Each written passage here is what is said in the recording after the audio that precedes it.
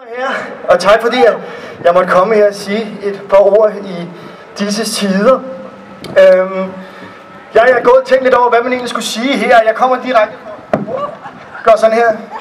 fra hospitalet, hvor min søn har været indlagt.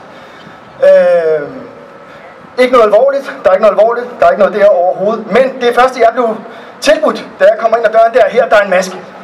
Værsgo. Der siger jeg nej tak, jeg er fritaget. Der er nogle paragrafer og så videre, som jeg godt kunne tænke mig at komme udenom på en eller anden måde, som vi alle sammen kender til. Man prøver at luske sig igennem, når man ikke vil have maske på. Men det skulle jeg. Jeg skulle have den maske på. Og jeg tog den og puttede den i inderlommen, og så gik jeg ned og satte mig på stuen sammen med min søn uden maske på. Der skete ikke noget. Der var ingen, der kom efter mig.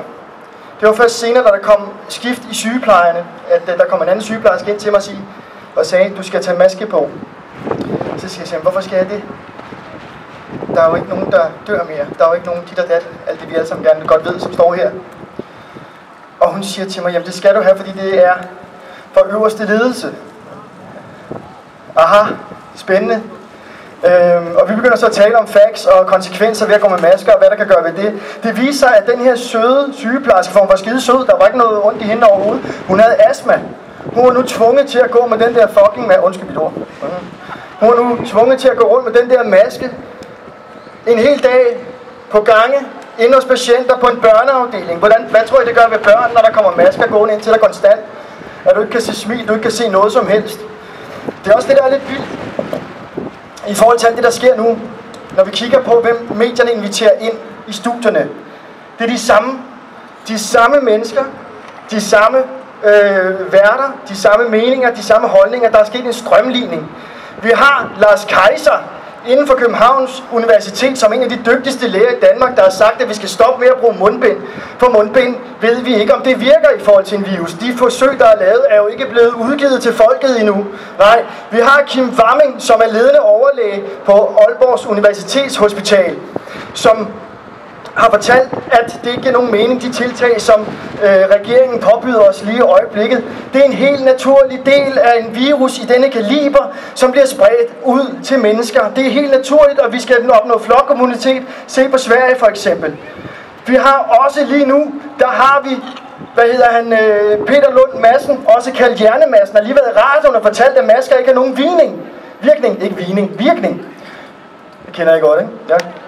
Udover det. Tak. Udover det, så har vi så også TV-lægen, som alle normalt danskere ser op til ham, der er i TV-lægen, Peter Geisling. Han er ude og sige, at der skal 200.000 mennesker til at gå med mundbind korrekt i en uge, for at undgå, at én bliver smittet. 200.000 mennesker skal gå korrekt med mundbind, for at undgå, at én bliver smittet. 1 million skal gå korrekt med mundbind, for at undgå, at én bliver indlagt. Og det er altså ikke på intensiv. Det synes jeg er lidt sindssygt, at vi ikke lytter til dem, at de ikke bliver hævet med ind i medierne. Men så går vi jo mod regeringens agenda.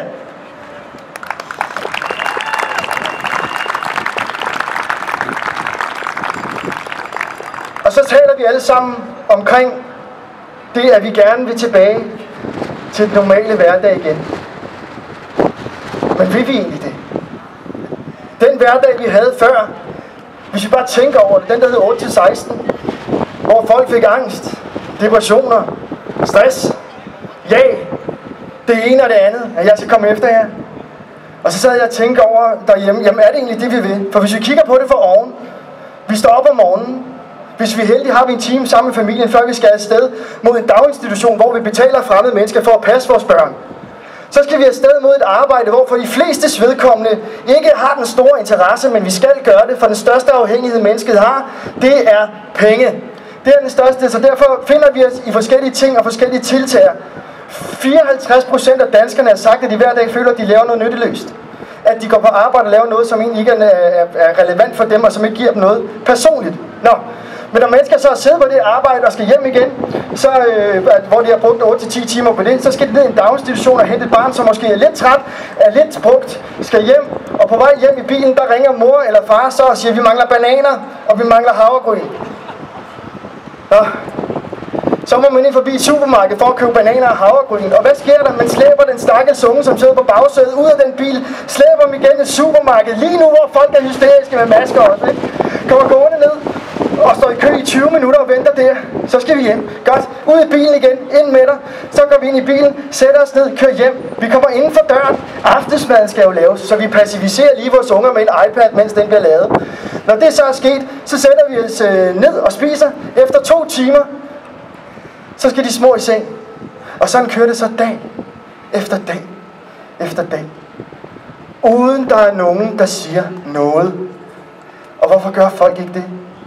For det har det menneskelige pattedyrs hjerne ikke kapacitet til, når den beskæftiger sig med uinteressante ting hver evig eneste dag.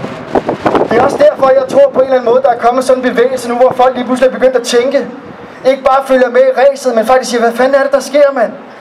For det kan godt være, at det var noget lort, at vores ting blev lukket ned. Det kan godt være, at lockdown var noget lort. Det har vi jo fundet ud af, det er, hvis vi kigger på Sverige. Det var noget lort, det vi lavede. Og det burde politikerne bare indrømme, det var. Og så skulle vi kigge derimod og opnå flokimmunitet hele bundet.